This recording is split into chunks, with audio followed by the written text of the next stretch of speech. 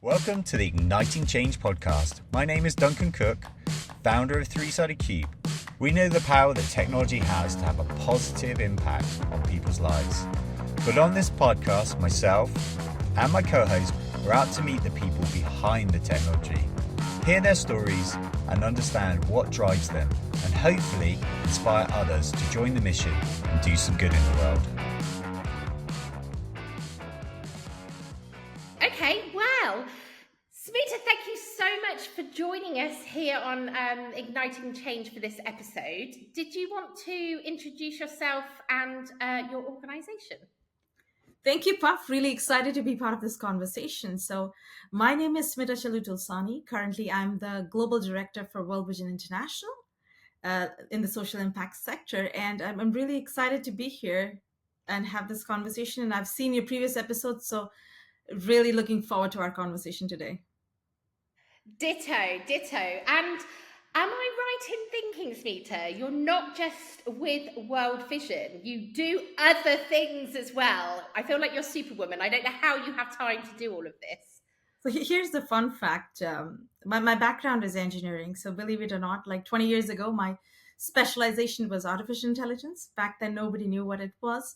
But over the years, I would say more than 2 decades of career and having lived in 7 countries and worked in manufacturing, like telecom, social impact. Like I feel like every experience has brought me closer to what my purpose and passion was. And I right now I'm with World Vision, but I also have founded a company called Linkloop.ai. It's an AI-based platform which provides mentee and mentor connection. So basically, taking technology and taking the brilliance of human connection and putting them together. Really, especially in Canada, when a lot of us are immigrants, so it's like, how do you give back? And all the amazing conversations that we've had, how do you build on that? I also have a restaurant, a fine dining restaurant, so different layers of personality. But like you said, Puff, I think over the years, people have also realized that how do you kind of find those opportunities where you can bring your purpose and passion? And I'm thinking, as I'm getting, growing older and wiser, I'm realizing that people connection and kind of bringing people together for a common purpose has been something that really resonates with me. And what a brilliant way, because at World Vision I put that passion into action. And with Link Loop, like I get to hear amazing story from different leaders and how their journey has been. And then when you know that telling authentic stories, leveraging technology, you know that technology is doing what it is supposed to do. So really blessed to kind of have the juggling multiple hats, and also a mom of twin boys. So I've got my plate full for sure. So, I mean, what I'm in awe of you, Smita, because you're doing lots of things and you're doing not only doing them, but you're doing them brilliantly. So, you mentioned, let's go back 20 years when you were working in AI. Talk to me about the journey to get to where you are today. Like, how was it quite a linear path, or has it been more interesting than that? Let's say it's been an adventure to go from point A to point B, but I come from a family of engineers and doctors. So when I started my career right after engineering, uh, I realized that I wanted to be more in a people-facing marketing side of the world. So it did come as a shock to my family, because nobody had ventured into marketing before. Everybody was into technical. So it was interesting because a lot of my family didn't know what kind of marketing is all about. But over the years, I would say, like, being in the martech role, so the brilliance 20 years ago, like there were not a lot of marketers who were well versed with data or technology. So it was also kind of being that back then, the new kid on block who understood data and who understood viral marketing when it used to be a thing. Maybe for a lot of your listeners, they don't even know what viral marketing is, because uh, they're not as old as me. But it was really interesting because I worked with advertising agencies and kind of worked in their digital arm. And like 10, 15 years ago, digital was the new thing that all the traditional media marketing agencies were moving towards. And then kind of like you said, so it's not been an easy journey to kind of, it hasn't always been easy, but I would say that there were risks, there were detours, and plenty of learning curves. But ultimately, like it feels like all the things that, I was part of the telecom that teaches you the rigor of numbers and dashboard. I was part of a manufacturing in my corporate career, and that teaches you the rigor of supply chain and kind of making sure every part of the, your business process is really optimized. And then finding the brilliance in social impact. I have been a sponsor with World Vision since 2008. It's a really long time, and kind of bringing all the learnings along the way and kind of creating something which is tangible impact, and bringing the passion of data and, technology. But ultimately it's like doing something which is purpose driven. So I feel like, to answer your question, it's been a, it's been a journey, but it's also been like, with ups and downs. And I feel like, I couldn't have done what I'm doing right now without the learnings and the challenges which came at the right time. Which, is so true, because anyone going into this space, I think it can often come across as, oh, and it is such an amazing space to be in and to be part of, but it does have its ups and downs, whether that's on the journey to that role and to the organization, or whether it's in it, right? I'm not aware of any role that's absolutely perfect and it's a great day every day. There are always going to be challenges, but it sounds to me, Smita, like you've done an incredible job navigating that journey, navigating that path to where you are today. But I I don't know. I mean, you could argue, Smita, that you knew that this was all coming, and the importance of data, technology, social impact.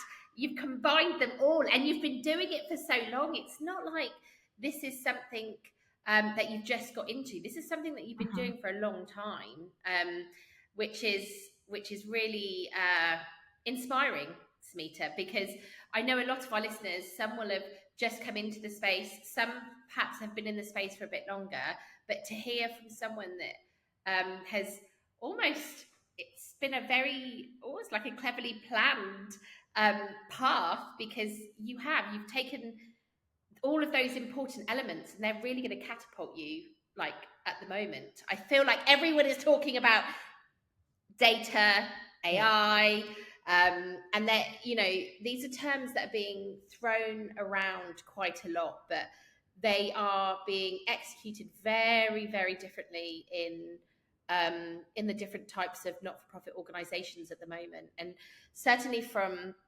our experience, the consensus is that the not-for-profit space, or the for good space, is um, it can be quite risk averse. Mhm. So it would be really great to understand more about your role, Smita, at World Vision, Mhm. and what you're doing and how that works.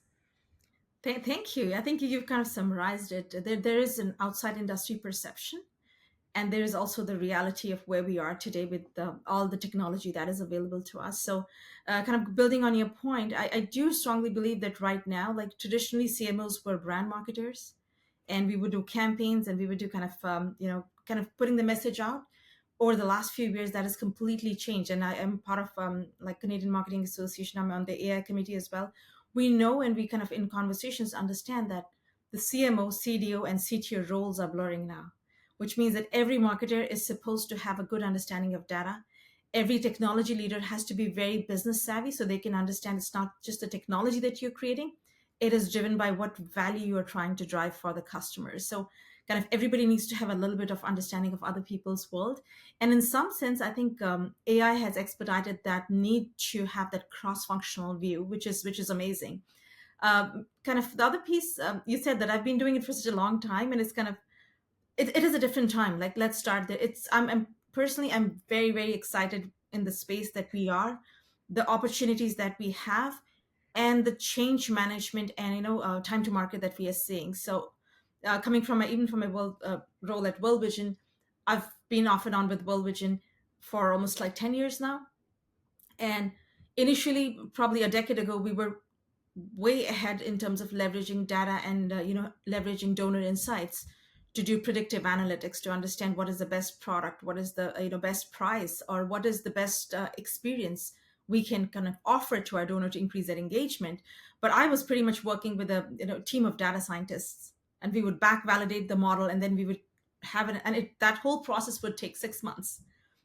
And from my background, I also started my own consulting company, and I worked with a lot of non-profits, like within Canada and US, where I was helping them in their digital transformation and AI journey, where it used to take like a strong team of data scientists. Now, where we are, it is pretty much you can plug and play. There are a lot of platforms, which means that yes, you do need to upskill your team, but you don't need the same investment to create that ecosystem within your organization, because that's where often non-for-profits don't have a lot of budgets, or because they want to optimize for revenue conversion. But what I'm seeing is, which is very encouraging, is the adoption of technology within, whether it's a medium-sized non-for-profit or a large-scale non-for-profit like World Vision. We're seeing more adoption now, and leadership is really emphasizing lead with digital first rather than intuition driven. We are moving to the digital first, data driven approach. Having said that, I think technology is amazing when used with the right guardrails. And I always remind myself, like, being in digital transformation World Vision, the first myth is digital transformation is all about tools and technology. And I kind of always come to the discussion table saying that it's actually about people at the core, because you can have a platform, but if the team is not comfortable, or we've not given them enough opportunities to unpack that, or even the permission to fail while we're trying something new, it's more about change management at its core. The second part we hear a lot is everybody needs data. Of course, data is the primary source to kind of be data driven, but there is still that component of human oversight or the human intuition, which, being in the industry for such a long time, we know that what resonates. Plus, there is so much sensitivity around how you stitch that authentic storytelling with data in our sector, because I know, like Air Canada, other corporations, that they're using chatbots to interact with the customers. Our sector is so people driven, human centered, that the guardrails of how you put the information out has to be really dealt with a lot of sensitivity, so that donors feel that the impact is authentic. We are using technology to augment human capabilities, not replace that human connection, because we in social impact are all about creating those moments that tell the authentic stories and inspire people to give or act, whether it's giving, fundraising, it's becoming a volunteer, or even as our donor behavior is changing, they're asking for more impact, more transparency, more real-time impact. So as in any sector, sometimes I think we try to see the social impact sector is on its own, but the lines are becoming blurry. And like every sector, I think our consumer is changing, and we ought to kind of live up to the values of. So if it's the same donor who's a consumer, when they are being recommended in Netflix and all the platform and Amazon, they have everything one click away. How do we ensure that we are moving from segment of many to segment of one, and giving those personalized, contextually relevant, timely experiences, and at the same time making sure our teams are have enough opportunities to succeed in this neighbor environment? I think that's my one watch out for the leadership within our sector, is like, how do we create opportunities so that we're not just keeping our heads down and doing BAU or keep the lights on, but also carve out the 80-20 rule, where we give our teams the opportunity to learn, to experiment with the new tools, and understand what are the right use cases where we can use technology. And I'll sum it up: not everything needs AI, it's become a buzzword. Some processes just need technology or a business process review of the business flow. So it's become like throw AI at everything, but not everything needs AI right now. I would totally agree with that. And it comes down to, don't let the technology lead the solution, right? Just go back to the original problem or the challenge that you're trying to solve. And quite often, it might be that technology might not always lead that or be a part of it. It doesn't always have to come down to a new tech solution or a new tech product or a piece of software that you need to use in your organization. And I think you're so right in bringing it back to the use case of, right, this is the problem that we're trying to solve. What could a possible solution be? And don't run away with the new tech and the new exciting shiny things. But I think you raised a really valid point earlier around change management, and it's something that I don't think, I mean, people talk about it, but I feel like this is increasingly important at the moment. And it just, I don't know, maybe it doesn't feel as sexy or as exciting, but I think it's so important, especially now. And it baffles me as to why not more people aren't talking about this and understanding what good change management looks like or effective change management looks like. So it's really exciting to hear you talking about that, Smita, because I do think it's really important, and it's just going to become increasingly more important as we start seeing necessary changes in terms of ways of working internally at organizations of all sizes, right? Absolutely, I couldn't agree more. And I think because technology has kind of accelerated at a pace where we didn't imagine it was going to be so quick over the last couple of years, especially with chat GPT and other tools, and even us like recording and everything, getting AI transcripts, and in 10 minutes your content is ready. The change management piece is very critical because people like people never like technology, people don't like data, people like how other people tell their story. So for people to kind of, they have to experience the technology to be able to kind of say that this is what my engagement with like using that tool was. And especially in the case right now at World Vision, like you said, Puff, we've intentionally moved from technology driven to kind of be business led, tech powered approach.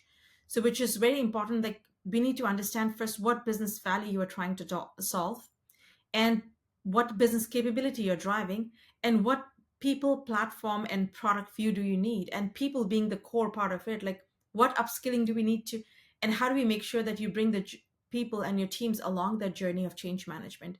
I'll give you a specific example. When COVID happened, obviously there was a lot of change for every team. All of a sudden we all went from in person to remote, and during that time we kind of changed from our project management approach from waterfall to agile. I know a lot of fundraising organization are experimenting, moving to the agile methodology. Software companies and a lot of retail companies already work in that. So basically, with agile, you're kind of finding smaller increments, but you test, learn, iterate pretty quickly. But you also fail faster because you're not going all out in investment. And I think from this sector, it's such a key, like the change management aspect, because we don't have a lot of budgets to play with. And when we have, we want to optimize every donor dollar to maximize impact. So in that case, like making sure the teams who've been historically working in a certain way and they're expected to quickly work in a remote setup, not have that human engagement, learn these tools, and become different just because you've had the training. I think that's the piece where we really need to be mindful, because change is always hard, whether it's for the good or not, because you're kind of you that friction of resisting it. Even if it's a good change, there's always like, because you don't know what you don't know. So one of the things that we really succeeded in that change management was we found champion teams. So we would take one team as a core team and ask them, you start agile implementation, and they would take one project. And once they're done, it would not be perfect, but it would be enough because it was something that they created their own version, and that team would become the champion to train other teams. And that's how we kind of, within a period of 18 months, had the whole organization moved. And as a consultant, I worked with a lot of non-for-profits. That's my guidance when we're looking at implementation of digital transformation initiatives, because these are multi-year initiatives, but also you need to kind of carve out smaller increments where teams can, in a span of a quarter or a couple of quarters, look back and see what we've achieved together. Because people ultimately don't remember how much revenue we raised together. They remember what our experience was, what the excitement was. And the beauty of working at World Vision, I've had so many chances to visit our field and our actual work. So I spent a couple of months in Rwanda, in Kenya, looking at the grassroots level, what our work is, how it's creating the impact. And I would say that if we can leverage technology and help our teams focus on what our strength is, which is the programmatic work and being in the communities and getting it done, and technology can take away the hassle and the admin work, that's going to be a beautiful place to be in, because then we're augmenting our teams. And some of the organizations like American Red Cross and US based organizations, they're really at the forefront of even the use of chatbot and conversational AI, where they have digital people who are trained in the disaster management. So this person is giving the training where our teams cannot be, but now you've replicated your teams. But again, that includes, back to your point, like the change management. So you have to make sure that the teams in the field are getting used to talking, learning from a digital person, and it's not a physical person. Or Now you have dashboards and everything is data driven, and you're moving from lagging indicators to leading indicators. It seems like a lot of change in a very short span of time, and no change is successful. So it's not like an ERP platform where IT teams would get a new ERP and they would never talk to marketing, and marketing was like, I don't want to know anything till the time you've implemented everything. The time is different now. So with AI and kind of Gen AI, because you're touching end to end pieces. So even within my role at World Vision, I'm looking at end to end ecosystem. So from the field to the technology to the marketing, and kind of taking a macro level of how do these dots connect and where are the pockets of efficiency in fundraising. But also, this may require some process to not exist anymore because we've found other ways to do that. So it's not improving what we know today, it's kind of building on what we should be building for future 5 years down the line, and which is a very different view because we know the technology will catch up fairly quickly. And that you touched on so many amazing points, but in terms of how you've essentially transitioned internally to agile, let's say, there were two things that really stood out to me. So one was start small and then build up from that. And I think that is a really good mantra to have in anything that you do with any kind of change. And then the train the trainer approach. So Mhm. you train that small team who can then be nimble enough and I guess more influential internally in the organization because they've done it, they've proved that it can happen, and they've got the story, they've got the case study to say yes, okay, this can work and this can have benefits to us all, not just the Mhm. organization as a whole, which yes, we're all aligned, but just in terms of the individuals working in that space. And it's really interesting because just hearing, I like the way that you phrased it in terms of the augmentation of teams, right? So you've got people and technology, and it's this blend and working out where they can complement each other and bring out the best in each other, and essentially empower the great work that World Vision does, and any organisation that's doing this. So we've had a project recently where we have helped a very small not-for-profit scale their services because their team just wasn't big enough. So I hate to say it, and I feel like chatbots is a very topical solution right Mhm. now.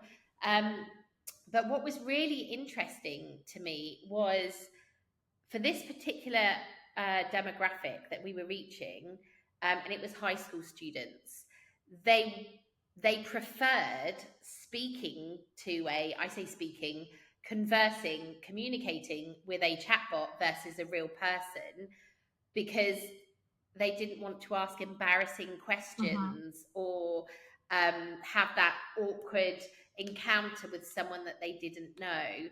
I thought that was really interesting in terms of what we're seeing, and it that's quite a sweeping statement. It's not for everyone, but just in terms of how people are interacting with technology, maybe the hypothesis that I would have is younger people are more um, used to and confident with conversing with technology versus I don't know, someone of my age, let's say. I prefer dealing with people, Mhm. but I use technology daily. But I much prefer having a conversation with a person. Whereas, I look at my 12-year-old daughter, and she would much prefer to have a conversation with Mhm. maybe a chatbot or something else. So it's interesting to me because I'm like, I think there's just technology is moving so quickly, but I just think the ways in which people are using technology and experiencing technology are changing as well. So I think the change isn't going to be easing up anytime soon, Smita. I feel like like the pace might pick up even more than it is currently, which I think it makes it very, very hard for profit organisations, the large corporates, as well as not for profit organisations, who I think maybe the perception is they're further behind, but I don't always think that's the case, to be honest. I think that's really great points, and I want to build on your first point around that you mentioned that kids being more comfortable with using technology. So I was recently at a global AI summit in the US, Dallas, and really incredible like C-suite leaders came together, and we had a presentation from Nike, their global team, and they presented a use case, and I think it's relevant for this conversation, and I'll kind of keep it short.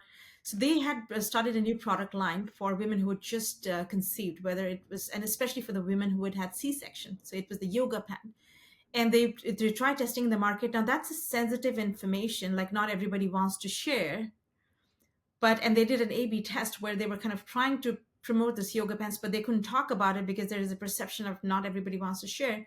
And they created a digital avatar of a woman who's kind of been through that experience, so she knows the intricacies of that, and asked women if they want to talk to this person to say that what kind of sizing they want, what kind of, what are they looking in the product. And it was amazing the numbers that they shared that. And the reason I share that, like our perception is only youngsters, what it's also interesting, like people feel more comfortable talking to technology rather than a person when it comes to something where Yeah. they're more vulnerable, because you're giving to a machine, so you're not giving to a person. And what they shared in there was like, with introducing that digital person who could contextually make that conversation, saying that yes, I know what you're feeling, and validating there, the sales of that product for the first time soared completely.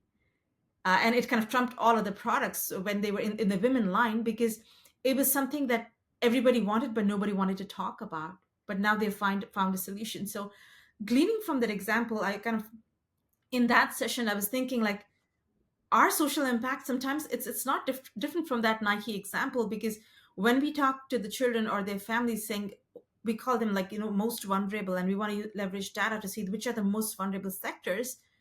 You can't get children to talk about their vulnerability, because there is also this, safeguarding about how much can they share, how comfortable, how safe do they feel. Or even with, I work with some of the other organizations when they're cause based. If you're kind of with diabetes or something, not everybody wants to share, but is there a way for us to capture that information with that machine augmented interface, so that people feel more comfortable to get what they want without feeling like exposed or forced to share?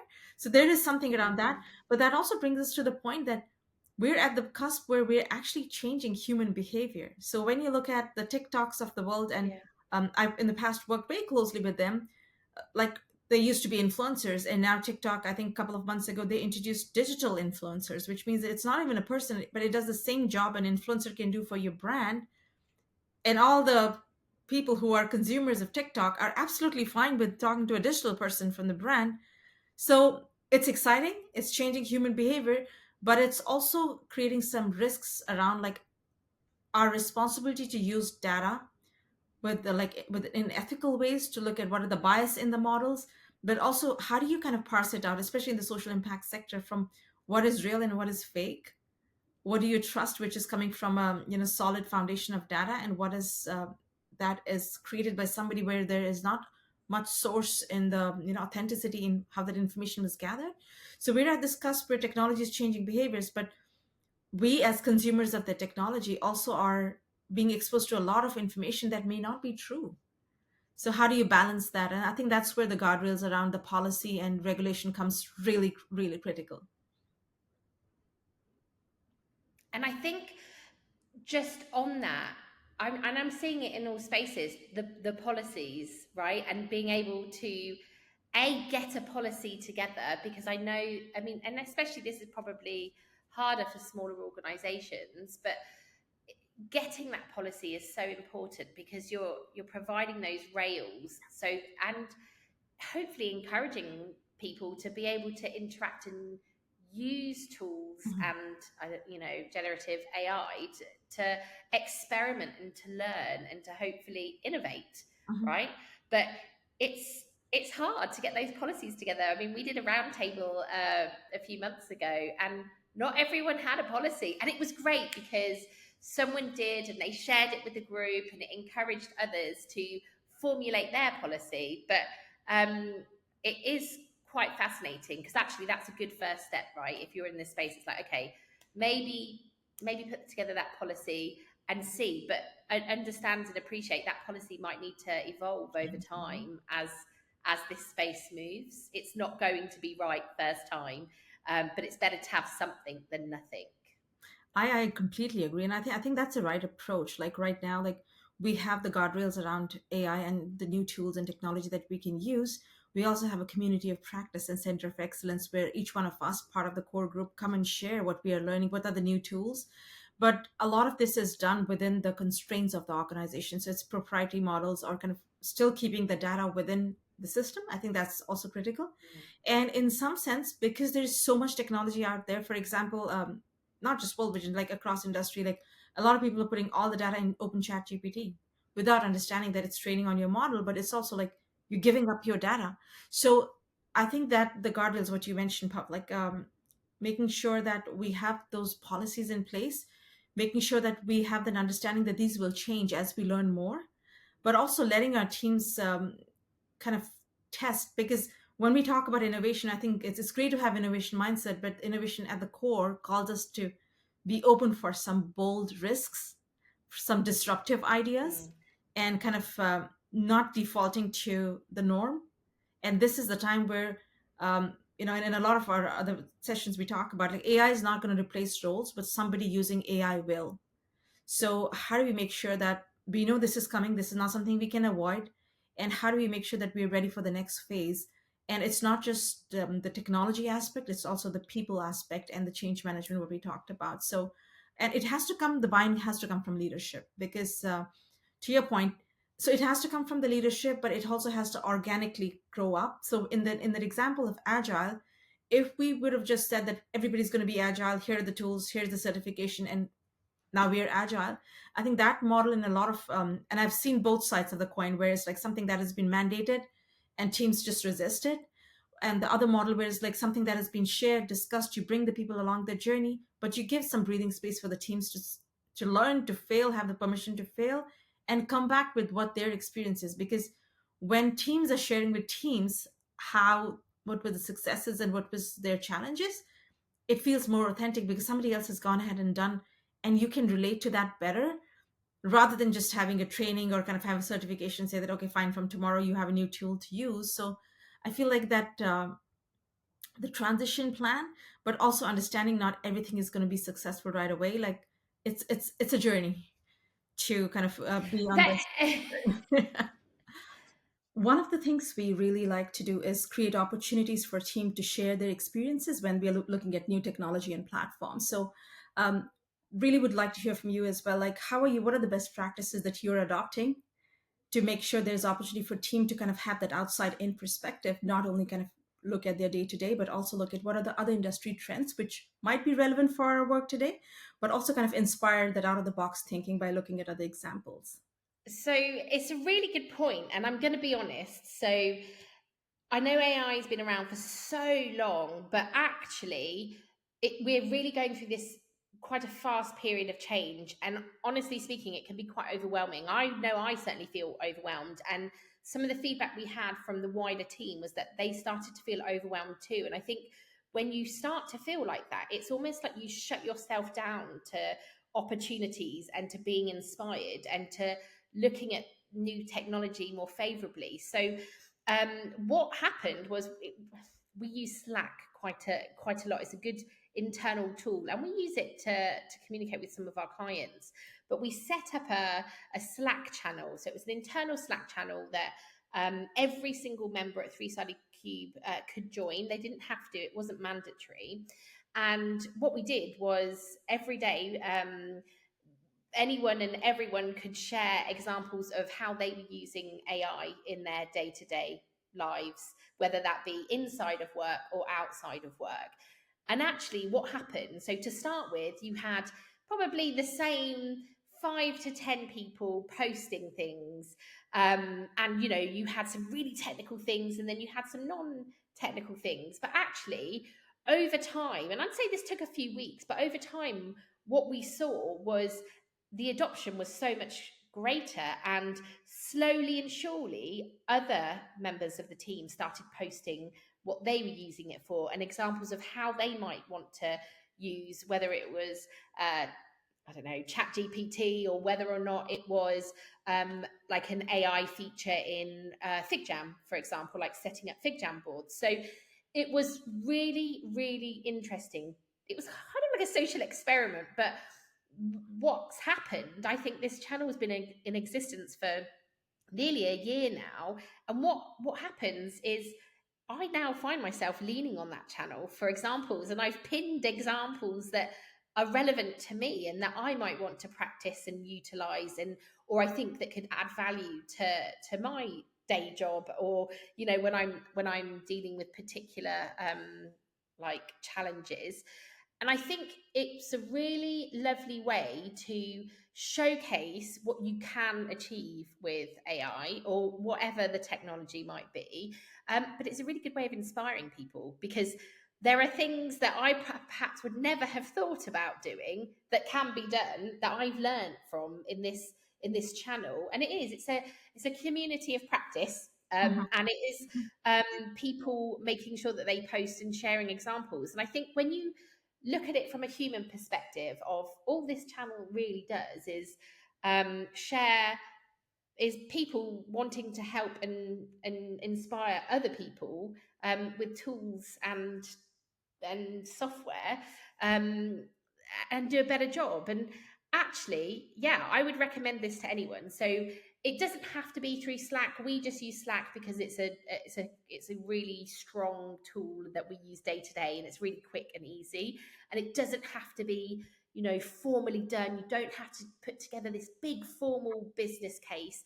They're just rough and ready examples. And I think the speed of it, the nature of it, has meant that the adoption has been much higher.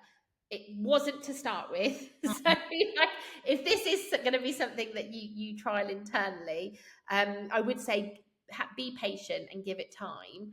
But you need those key people that will post to start with, but soon you'll start to see that uptake happen. And I think you've got that one example. There are also other examples where I'm sure you do this internally, Smita, but with every project that we do an internal and external wash up, what we call a wash up, where we review what went well, what didn't, and how we could move forwards. And I think that is also a lovely way where, if people identify new technologies or opportunities, it could be flagged then. So that's two versions of kind of how we do it at Three-Sided Cube.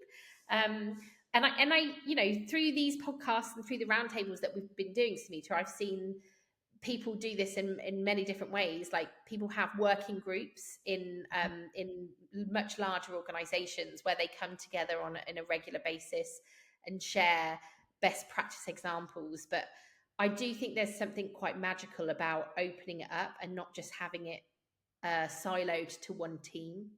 I think that, for me, I mean, I'm quite nosy anyway. Like, I have this healthy curiosity. I think that's a good trait. Pros and cons.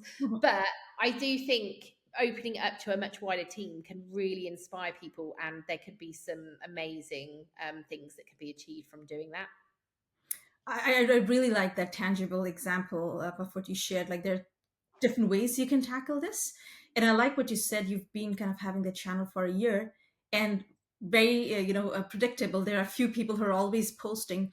But what I find very encouraging, so perks of being in a global role is kind of you can glean from learnings across the globe. So we have something called the Community of Practice and Center of Excellence, where that's a formal channel where we bring like cross-functional stakeholders. Every country showcases what are the projects and innovation pathways they're working on. And that's where we kind of get two people to work together. So I feel like at this stage and era, the partnership model is such a critical one. And the other aspect that I really liked about is with AI, I think this is an interesting time because everybody's learning. So in the past, we've had this community of practice and very established formal channels where everybody's kind of show and tell. It's all about the successes. But what we are finding more success is also about this informal ways of, like you mentioned about the Slack channel. So we have something, it's called like the Tech Showcase, where we bring our team and we bring cross-functional teams together, and we kind of look at outside in industry. So I previously shared an example about Nike. Now, Nike's work has got nothing to do with if you look at the social impact or international development, because they seem like disjointed sectors. But when you look at, there are two audiences, and both needs to be talked with a lot of sensitivity for when you're kind of talking about what problem you're trying to solve, what value you're trying to drive. And sometimes like bringing those use cases, it's a great aha moment for people saying that, oh, our problems are not unique to our sector, but also the solutioning doesn't have to be very limited to how we've always solved. And that's why I really stress about the partnership model. There's in AI, I think but teams are more open to kind of say what they've learned or what they're realizing that they might not be the best fit for our organization, the portfolio that you work. I know we've seen great examples of efficiency through ChatGPT. We've also seen the other side of worst example of getting misinformation from ChatGPT. So even our content teams are kind of playing with those tools. But also, I think there are some very evolved use cases where smaller or medium-sized organizations are more agile, and they are more, I would say, at the forefront of innovation, where they are using a lot of AI generated tools. So I have this really amazing friend and colleague. She started a company where all her employees are chatbots. So she has a chatbot lawyer. She has a chatbot media consultant who optimizes the campaign. She has a chatbot content writer. So she has almost 12. And these chatbots have been trained by the actual lawyers, the actual media planners. So you and I will be out of the job soon. But she runs a consulting firm, and she gave me access to her kind of platform and portfolio, which she sells to small and medium enterprises because they don't have the capacity to hire a lawyer full time.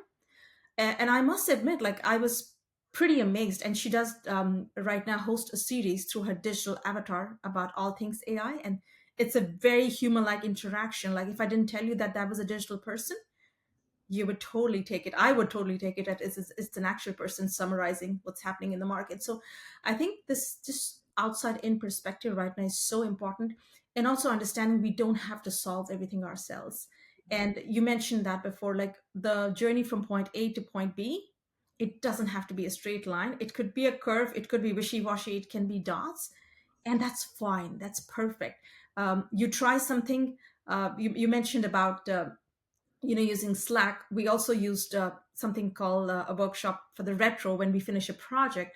It is called a stinky fish framework. I don't Yes, know if you've heard. we love stinky fish. So yeah, it's because you talk about the things which everybody knows, feels, but nobody's talking about. So I found like using some informal ways to kind of get people alongside that journey is working way better than using the traditional formal top-down approaches. So uh, would love to, yeah. You said stinky fish. I haven't had a lot of people who know about this, so go right ahead. So, and I'm excited. You can tell I'm excited. I can't get my words out. So it's a tool we use typically in the start of projects, actually, because it's a lovely way of teasing people's concerns or challenges out. And I say that, and you've hit such a good point there, Smita, in terms of encouraging those really open and honest conversations. But rather than doing it in the retros, we do this right at the very start. So we go into projects and we want to understand from from all the different stakeholders, from all their different perspectives, what real concerns do you have? Come on, tell me your stinky fish. And it's almost like a comical way of teasing out some actually quite serious concerns in some cases. But I find, certainly in our experience, in all of the projects that we've done, where we've used stinky fish at the start of projects, the projects tend to be, they go so much more smoothly because everyone is aware and they've been open and honest right at the very start. So that point, honestly, if you're listening and you haven't ever used the stinky fish uh, technique, I would highly encourage you to do so. And if you want more information, we'll make sure that we post it in the write-up for this episode. But it's definitely something that we use here at Three Sided Cube. And it is funny, Smita, now that you say that, the clients that we've used it on, none of them have come across it before. So you don't really meet many people that talk about stinky fish. That's such an exciting point. And I love that you do it at the beginning of the project. So being a consultant for the longest time, I've used that with a lot of C-suite executives. So because it's really hard for when you have cross-functional stakeholders in C-suite to kind of be comfortable flagging the concerns or problems, especially with technology, an area which not everybody is comfortable with. Not everybody has grown with AI. But I found, like, to your point, like rather than sticking to the traditional ways of kind of getting cross-functional buy-in or kind of understanding what are the pain points for the customers we're trying to solve, the Stinky Fish framework really lightens it up. You capture really good nuggets, but it's not just kind of, it's absolutely not a venting out session, as you would know, Puff, but it's also like, let's talk about the things that we all feel but we don't talk about, but we know they exist.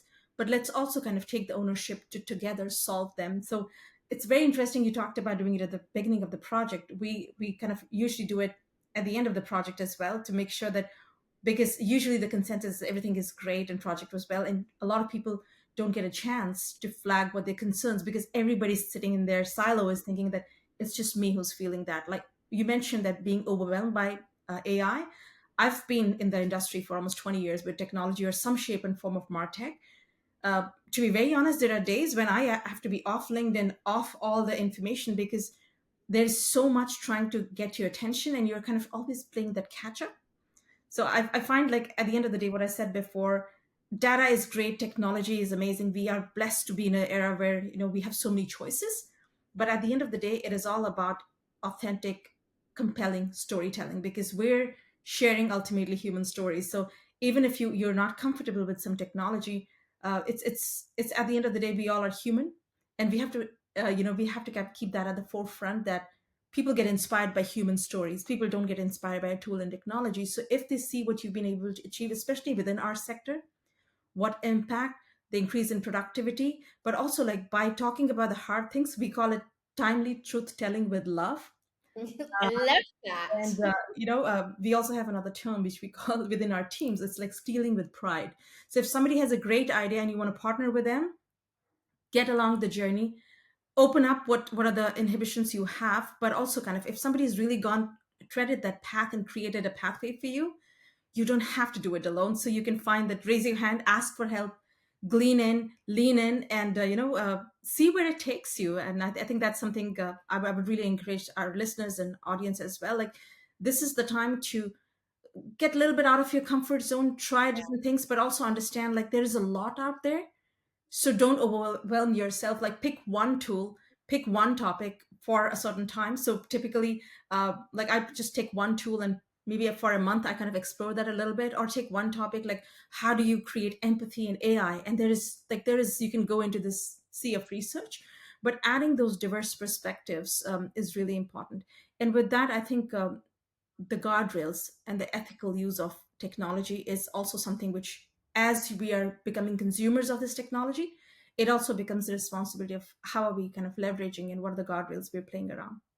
Yeah, and I think it's also being okay with the fact that the guardrails are going to evolve Yeah. as we start to get more experience, as we start to learn more. And you raised the point earlier, we are all learning, like everyone is learning. So we have to be okay with the constant that is change, Uh-huh. and that really can make people be outside of their comfort zone, like as it happens. But I think you can get used to change as a constant, and I think you know just being outside of your comfort zone is something that can help you so much in this. And when you were talking about some of the tools you use, me to, it made me think. I had a really interesting conversation with Sarah from Relate, and she was like, as we use Stinky Fish, they use a part of their process is to post mortem Mhm.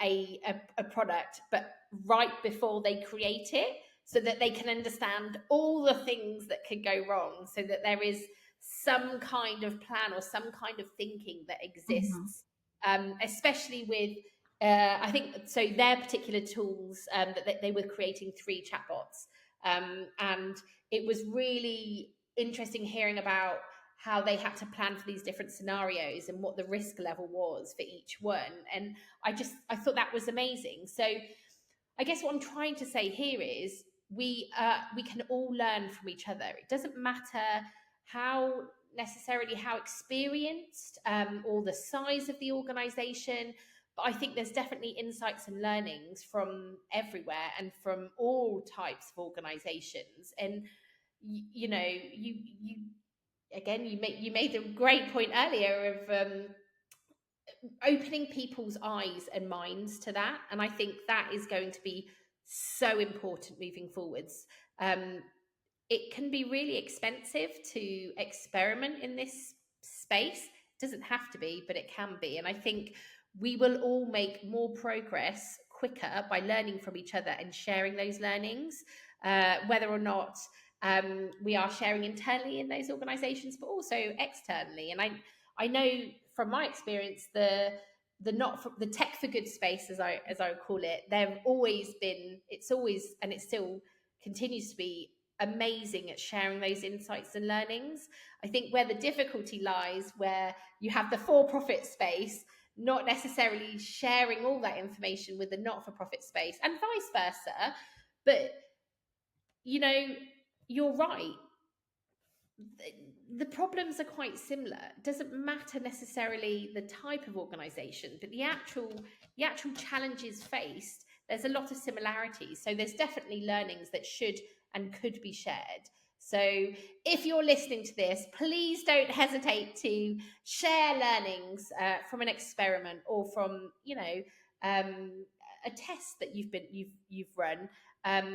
Don't think that those learnings and insights aren't important, because they absolutely are, and they should be injected to future projects, not only in your organization, but other organizations will definitely find some value in that. So don't be afraid to do that. That's such a great point. So I think just a point on that, you mentioned like it can be expensive. I just want to create a watch out because I remember when we were creating predictive models 7 to 10 years ago. I used to work with a team of data scientists, and we would create the models, we would back validate, and there was a lot of time and investment and people investment because we had to work with a large team and manually do a lot of running the regression modeling and all. And now, with like over the last, I would say 5 to 6 years, we're blessed because there's an opportunity where there are a lot of technology providers who are specifically catering to our sector, and which didn't exist before. So there are like CRM solutions, there are donation platforms, there are like a couple of organizations, Data that I work with. It's kind of more plug and play model, and Fundraise Up, which kind of works with any size of organization, where we can actually kind of, you don't have to change or overhaul your entire system and worry about the legacy systems and processes. So there are choices, and the more we talk about it, the more awareness we create, the more we'll kind of benefit from each other's learning. And the other point, so I kind of used to consult Netflix and Lego and some of those corporate organizations. And coming to World Vision, I think when you look at our consumer is not different from our donor, because our consumer is used to choices. They are used to kind of having recommendations engine in Amazon Prime, like these are the products you like, in Netflix curating the content. And we as an as an industry have the same tools available to us. So a lot of rigor that we are building in the social impact is the next best action, creating the right product based on the our donor preference, right price point, but also understanding what is the affinity model for the value driven. So moving it from being product driven to actually customer driven mindset. But also it's the next best action, not the next best action for the corporation or the organization. It's what is the next best action for the customer. And that's a huge shift, because it's not about what the organization wants to push or sell. It's about where is our customer, or in our case our donor, where are they in their life cycle and the journey and the maturity of how they want to engage with our brand, and what are the value alignment. Because in our sector, I think it's all about, it's an emotional pull. So we can have all the data, we can have all transparency and tools. Ultimately the impact that we deliver is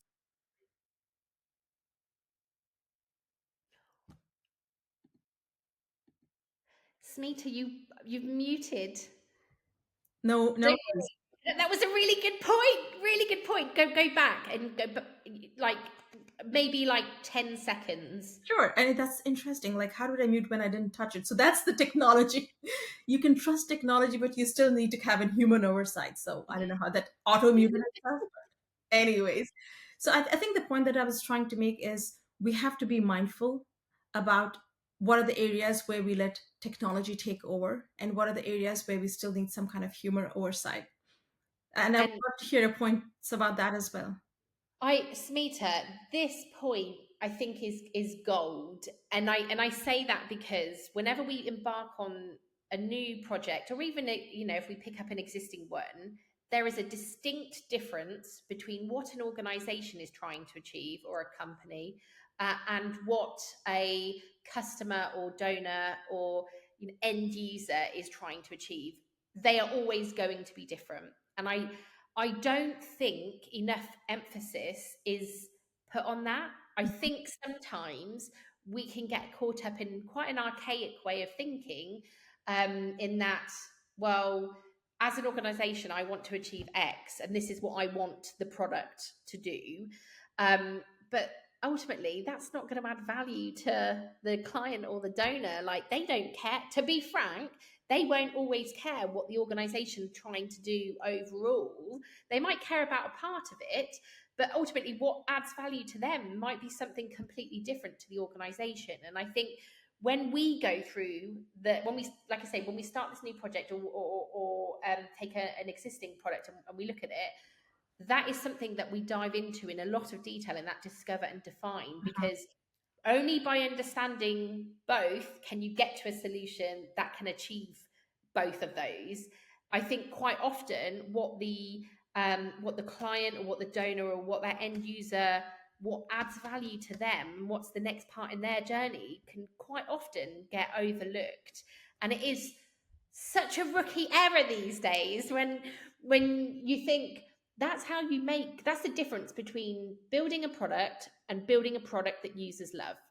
And I think if you want to create something that users love, that users will return to, that users will talk about, that users will get excited about, you have to understand what adds value to them, and what they're after, and what good looks like to them. And these days, especially, people have such high expectations with software, because they are benchmarking against the likes of Amazon, Uber, all the Netflix. Like, they're benchmarking against these huge multi-million-dollar in organizations, and that's really, really hard.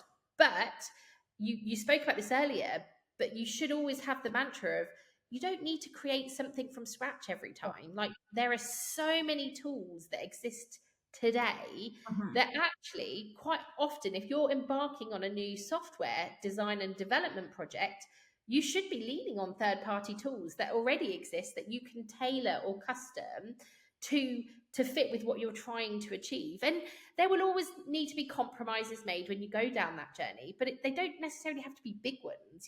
There are some really smart and entrepreneurial ways of thinking. And I think when you're doing something like this, you do need that entrepreneurial mindset of, we're not always going to follow how it should be done. Like, we need to understand how it could be done, and then understand the difference between that and how it should be done, and see what the compromises you need to make are. No, really, really, I think this is an important point, and I want to highlight what you just mentioned, Puff, because I think as a community, we need to do a better job of this. The human-centered design thinking, I know in software, that is how, like, discover, design, and define, and implementation. A lot of organizations, even with the social impact, we're getting used to the rigor of designing our products with that customer centricity, making sure we validate what business value are we driving, and that value stream alignment at the get-go, rather than kind of creating a product and then kind of finding an audience for that. So that's such an important point. I don't know how many of our audiences are kind of using that human-centered design thinking. That's something that we are finding more and more. And in our case, because we also kind of deal with the communities, so our stakeholders are donors, but it's also our communities, our children. So we actually went ahead and did human-centered design thinking workshop with children, saying that, what do you want? How do you want the experience to be?